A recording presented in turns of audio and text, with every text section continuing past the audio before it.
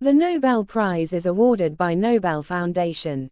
The criteria for awarding is the service of a person, mankind and humankind. This award is awarded jointly or solely to persons or person. Recently, USA President Donald Trump seems very interested in this award. The ground of this wish is conceived by his claim that he had rendered his great efforts to cause something like ceasefire in between Iran and Israel.